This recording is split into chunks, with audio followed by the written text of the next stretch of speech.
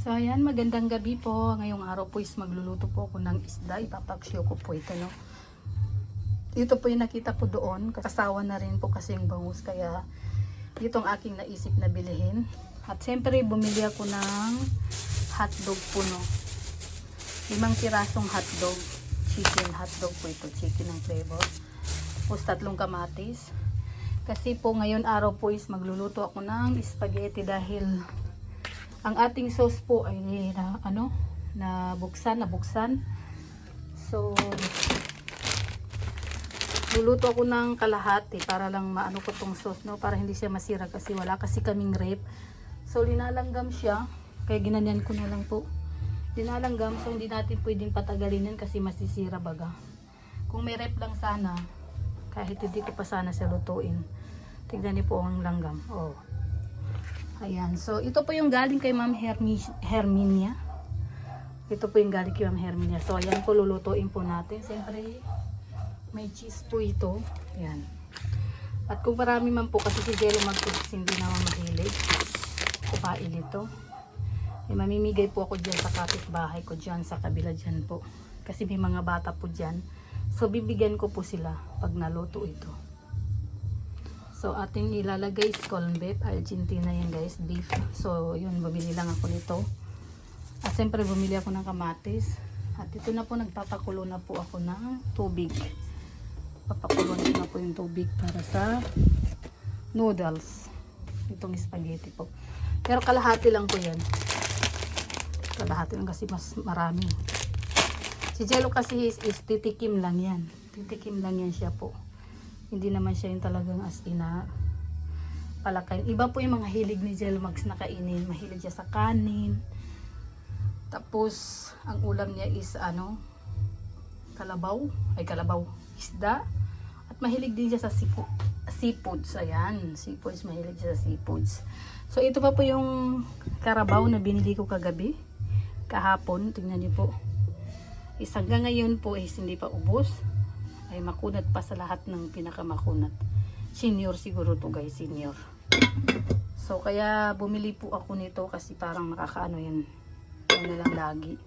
'Di ba? Pinagbigyan ko lang po si Jello dyan kasi may nakita kami doon na nakaano.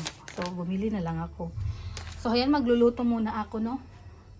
At mamaya-maya ibibidyo ko na lang kung paano ko siya gagawin, no. So ito pong ating para sa paksyo, no.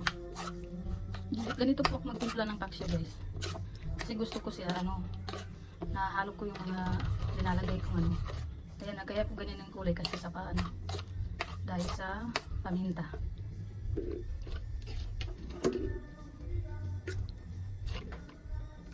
Tinagyan ko rin ng konting mantika, tapos lalagyan ko pa yan mamaya. Hindi ko sila lalagyan ng kamatis, no, kasi pag may kamatis kasi madaling mapapanis.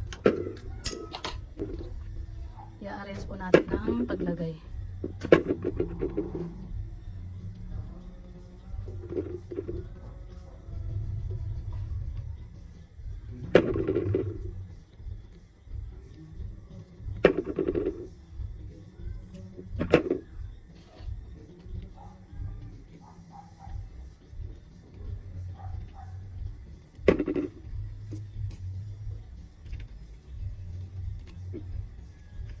Uy.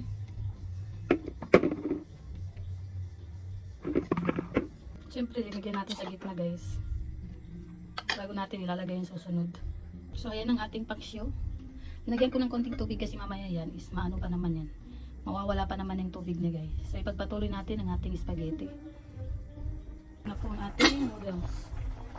Nakalimutan ko pala bumili ng carrots guys. Bihira. Dapat may carrots yan eh. Nakalimutan ko lang. Luto na po siya, so tatanggalan na natin ng tubig. So ayan ang ating sauce guys. Ilagyan ko siya ng cheese. Ang lambot na. Kaya ang hirap siya kudkurin guys, yung ating dahil wala nga kaming ref.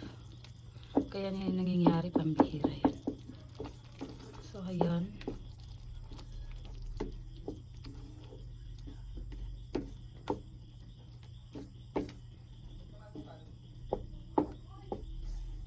natin siyang kumulo.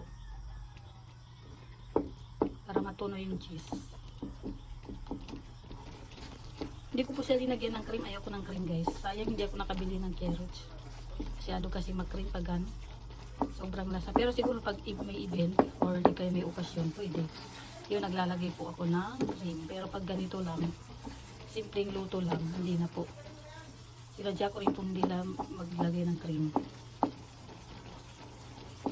Pero yung carrots, nakalimutan ko yun. Hindi ko sinadya yun, nakalimutan talaga. So ayan na ang ating sauce. Grabe. Marami pala guys. Tapos hindi ko inubos yung spaghetti. Ito pang ating spaghetti. Ayan. Mamaya-maya mamigay po ako dyan sa kabilang bahay. Yung cheese ay lumambot guys. Dahil gawa nga ng hindi ko walang ref. So, kaya inubos ko na po siya. Kinod ko mamaya. Lagyan natin pang sakin. Diba? Tapos nilagay ko na dito. Kaysa naman masira. So, ayan. Tikman natin ang lasa, guys. Tikman natin.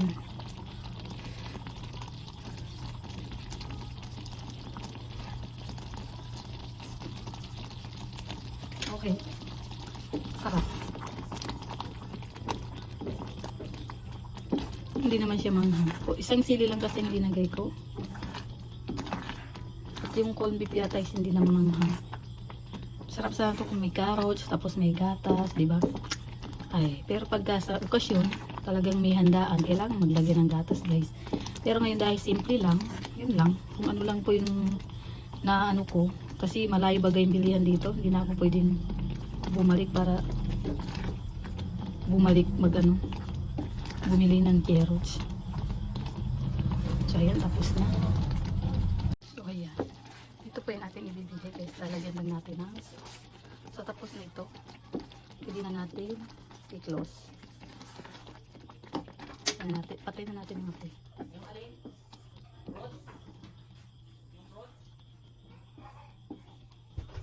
Ayan. Ayan. Lagyan na natin dito guys. Sila na maghalo, no?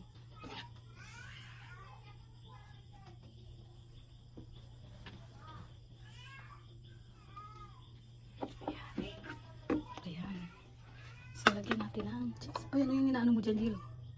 Tingnan niyo po yung cheese. Pambihira. Masyado siyang ano. Dahil walang ano. Dahil hindi siya nai-ref. So, hindi siya maganda tignan, guys. So, ayan na. Okay na yan. Ayan. Bibigay po natin. Pasensya na po sa cheese, no? Kasi nga po yung hindi perfect yung cheese natin. Wait lang kasi nakasara pala yung pinto. So, ayan. Kain po tayo, guys. Luto na po ang ating spaghetti.